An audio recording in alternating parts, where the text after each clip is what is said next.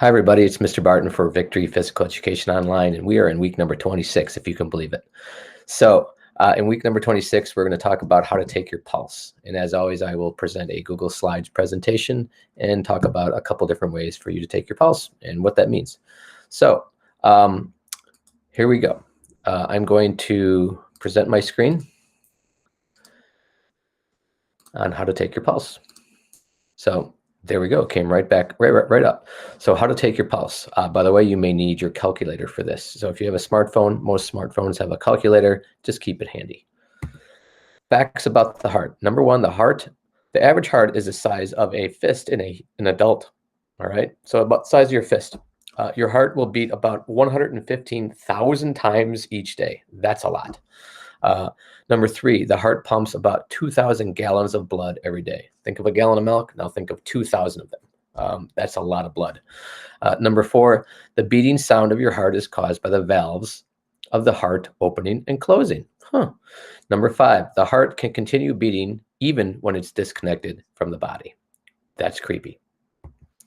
Ways to take your pulse. There's the radial pulse, where if you go at the base of your thumb, apply pressure with your index finger and your pointer finger on the other hand, and if you feel for it, you should feel a little bit of a bump on your fingers. That is your pulse. That is the blood running through your veins. There is the carotid pulse, which is right below your jawline. Again, you apply pressure lightly to the neck, and you should feel it on your fingers. And then the easiest way is to simply put your hands on your chest. So 3 ways that we're going to talk about taking your pulse today. All right. Let's take our resting heart rate. Now, your resting heart rate is obviously you sitting around doing nothing, no exercise, no moderate or vigorous movement. It's very low activity. All right, so it's resting. And step number one is you will you got to determine how you're going to take your pulse. You can use, again, the radial, the carotid, or the chest version. You're going to press lightly on your wrist, below your jaw, or on your chest. Step number 3 is feel for the pulse.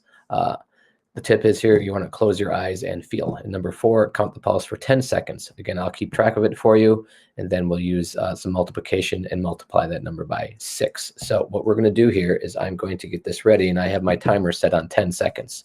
I'm going to use the carotid pulse, and I'm going to close my eyes and see if I can get my pulse.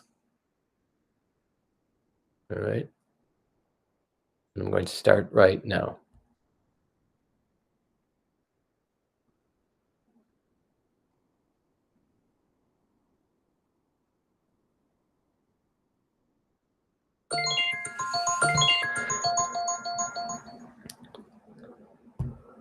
All right, so I had a score of about, if I should say score, I counted 10 beats, all right?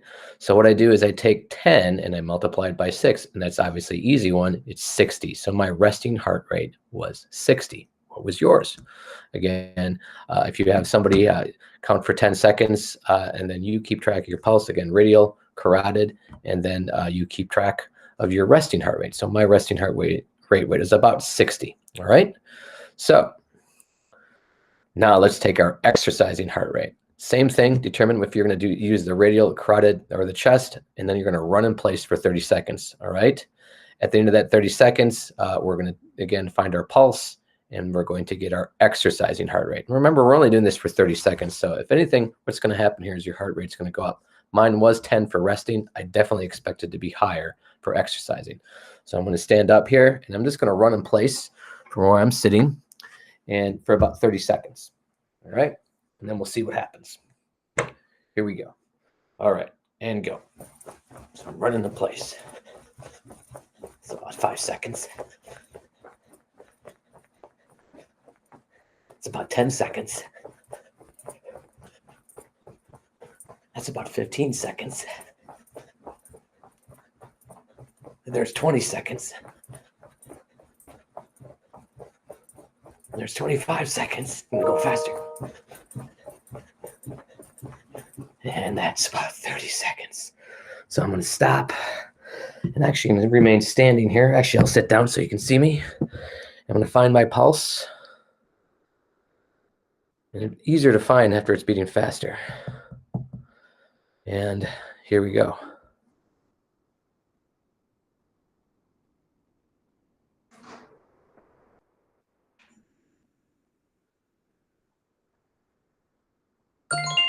All right.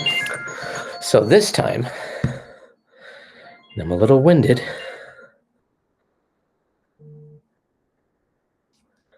I counted 19 beats. All right. So I went from 10, I went to 60, or from 10 beats for my resting all the way to 19. So I was about at 114 beats per minute, because we take that 10 seconds, we multiply it by 6. So it's about 114 beats in a minute. That is my exercising heart rate. Now, again, I only did this for 30 seconds. And if I were exercising harder or longer, my heart rate could get a lot higher. But my exercising heart rate was about 114 beats per minute. Definitely went up. So now, what is your maximum heart rate?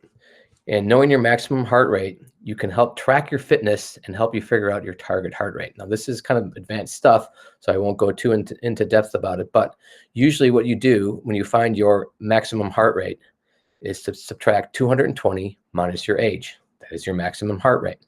So for me, Mr. Barton, my maximum heart rate, and this is a little typo, it's supposed to say 220, not 2020. Subtract 50 from that, and it equals 170. So for myself, Mr. Barton, my maximum heart rate is 170 beats. So if I want to figure out my 90% target heart rate, I would take 170 times 0.90, and that comes out to about 153. All right. And again, for my 80% target heart rate, I take 170 times 0.80, and that comes out to about 136. So that's exercising at about 80% of my capacity.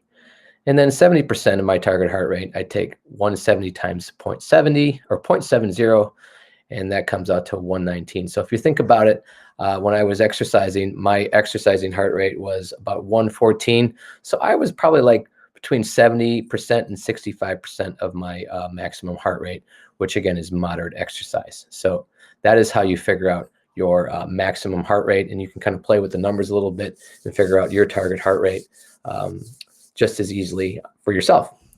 So again, that was your maximum heart rate. We took our pulse, our exercising heart rate, and we also took our resting heart rate. Now, a couple of questions. How big is your heart? The size of a basketball, size of a penny, size of your fist, size of a toaster? What do you think?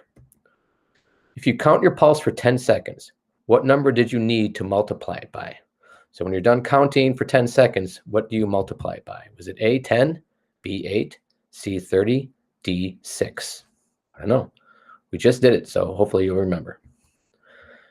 Next one. What did we not, what way did we not talk about taking your pulse? Was it the radial, the carotid, the finger, or the chest?